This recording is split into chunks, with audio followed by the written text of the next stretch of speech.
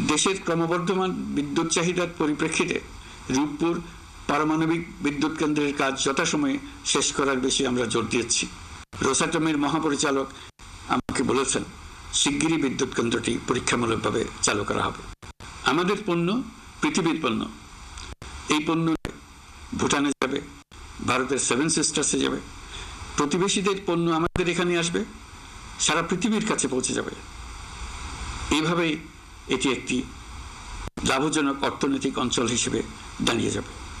আর এই অঞ্চলের গুরুত্বপূর্ণ ভূমিকায় থাকবে বাংলাদেশ। বাংলাদেশের সবচেয়ে বড় সমস্যা সীমাহীন দুর্নীতি। স্বৈরাচারী সরকার এই দুর্নীতিকে বিশ্বের শীর্ষস্থানে নিয়ে গেছে।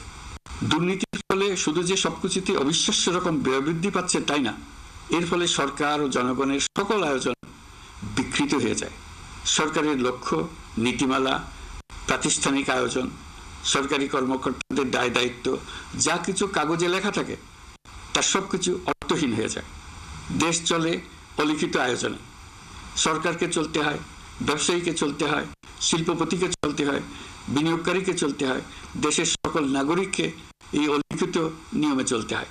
নাগরিককে এই অদৃশ্য জগতের সঙ্গে মোকাবেলা করে টিকে থাকার বিদ্যায় পারদর্শী হতে সাধনা করতে হয়। দৈনন্দিন জীবনে টিকে থাকা এবং সাফল্য অর্জনের জন্য একটা নতুন ভাষা আয়ত্ত করতে হয়।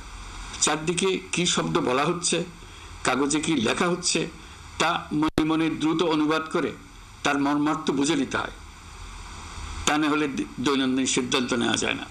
সবচেয়ে বড় মুশকিল হলো এর কোনো অভিধান নেই। কারণ ব্যক্তি বিশেষে, স্থান বিশেষে, পরিস্থিতি বিশেষে এর অর্থ ক্রমাগতভাবে পাল্টে যায়। পুরো বিশ্ব বুঝে গেছে আমরা জাতি হিসেবে সততার পরিচয় বহন করি না। এটা শুধু জাতীয় কলঙ্কের বিষয় নয়, আন্তর্জাতিক বাণিজ্যে এটা আত্মঘাতী বিষয়।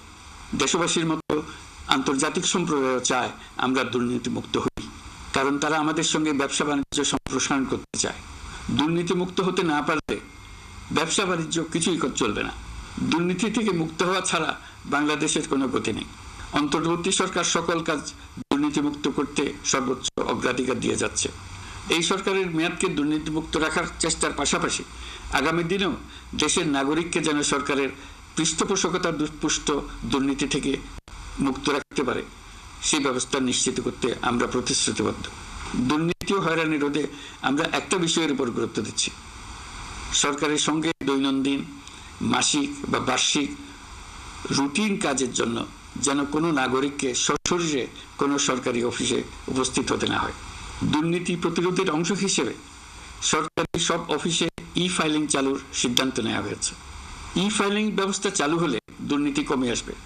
এতে করে কোন অফিসের কোন ডেস্কে কোন ফাইল আটকে আছে তা সহজেই জানা যাবে। সরকারি যতগুলো কার্যক্রমে অনলাইন সেবা চালু সম্ভব সবখানে এই সেবা চালুর বেশে সরকার কাজ করছে। সরকারি বিভিন্ন সেবা পেতে অসহায় নাগরিকের টুটি চেপে ধরে অবিশ্বাস্য পরিমাণ টাকা দিতে বাধ্য করা হয়।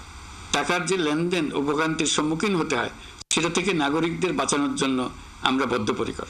অনলাইনে সেবা পাওয়ার পদ্ধতিটি আরও কিভাবে সহজ করা যায় এই ব্যাপারে আমাদের কাছে পরামর্শ জানিয়ে লিখুন, ইমেইল করুন।